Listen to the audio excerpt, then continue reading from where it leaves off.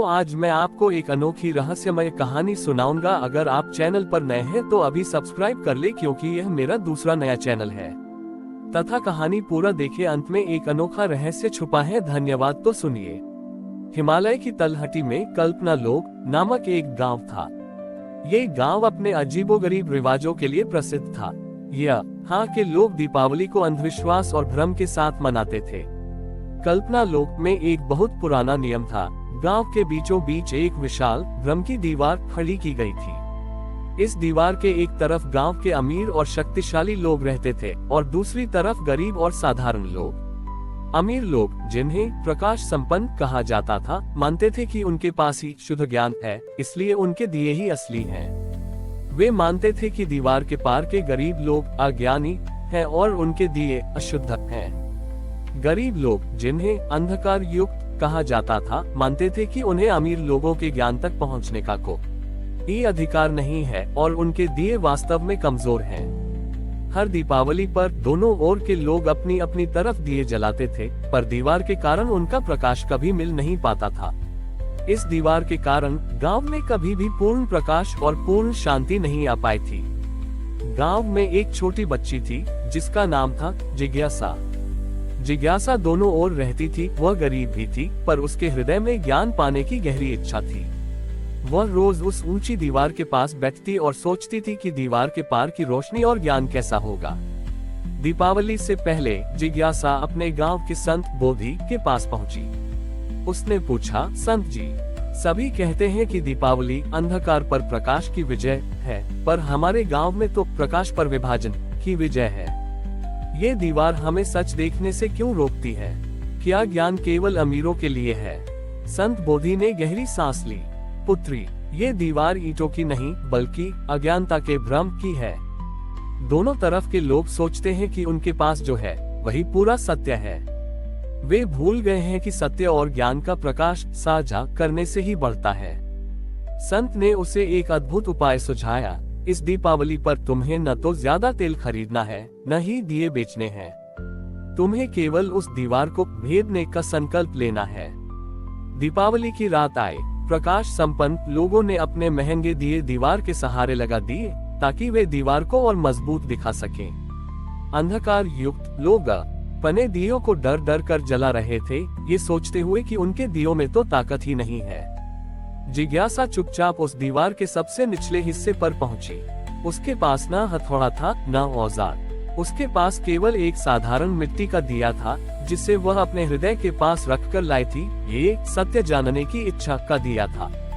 जिज्ञासा ने दीवार के निचले हिस्से में एक बहुत छोटा सा छेद देखा, जहां से मिट्टी गिर गई थी। वह छेद इतना छोटा था कि उसमें से मुश्किल से एक उंगली गुजर सकती थी। जिज्ञासा ने अपना छोटा दिया जलाया और बहुत सावधानी से अपने जिज्ञासा दीप की छोटी सी लौ को उस छोटे से छेद के सामने ले आई। उसकी लौ इतनी छोटी थी कि वह दीवार को पार नहीं कर सकती थी, पर उसने हार नहीं मानी। उसने दिए को बिना किसी भय या संशय के उस छेद के सामने स्थिर रखा। दीवार के दूसरी तरफ प्रकाश संपन्न वर्ग का नेता धनंजय खड़ा था।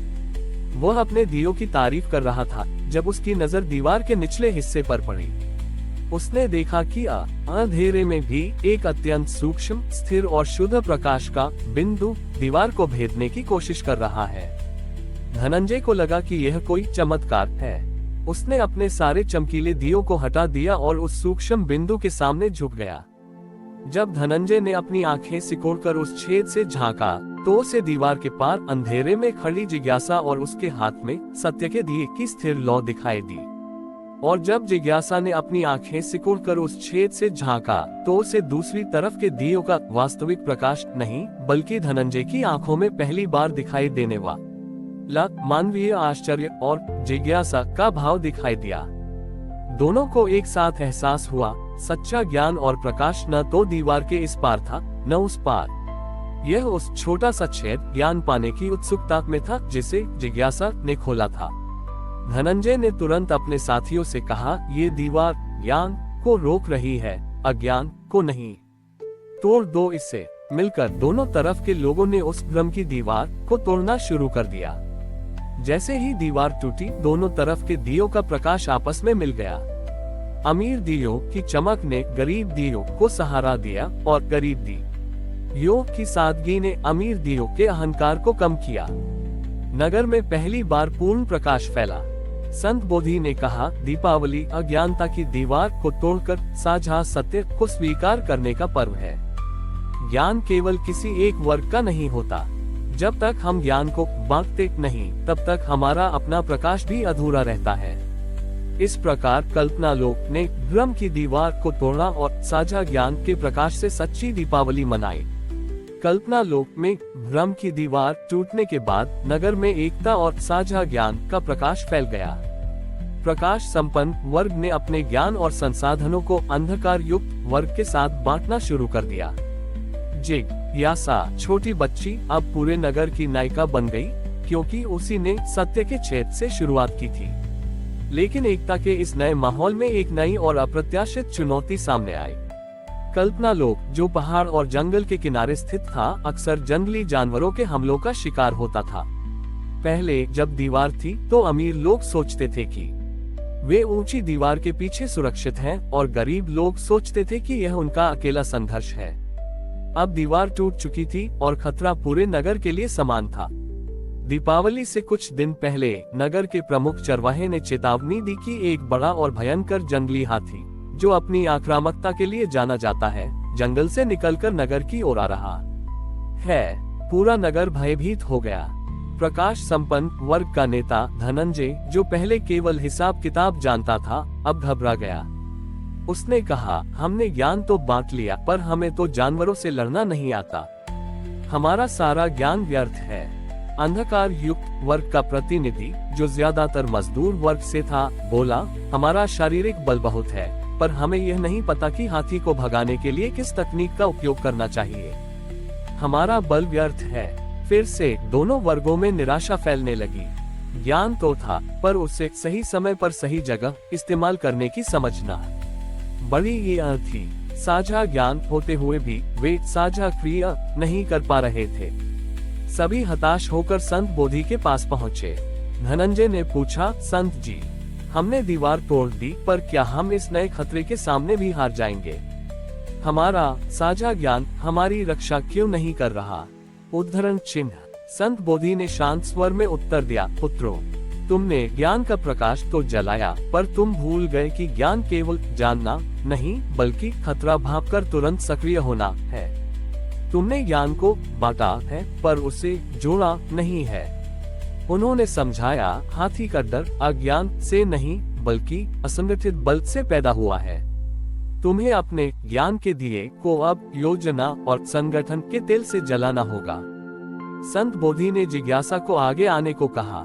जिज्ञासा ने अपनी तीव्र बुद्धि से दोनों वर्गों की क्षमताओं को जोड़कर एक अद्भुत योजना बनाई। उसने धनंजय से कहा, आपके पास समय और गणना का ज्ञान है। आप पूरी रात बैठे और गणना करें कि हाथी किस गति से आएगा और कब नगर के मुख्य द्वार तक पहुंचेगा।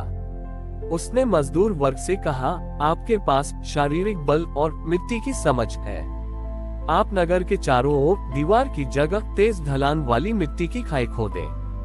दीपावली की शाम आए, दिए नहीं जल रहे थे, क्योंकि नगर को अंधकार को हटाना नहीं, बल्कि भविष्य के खतरे से निपटना था।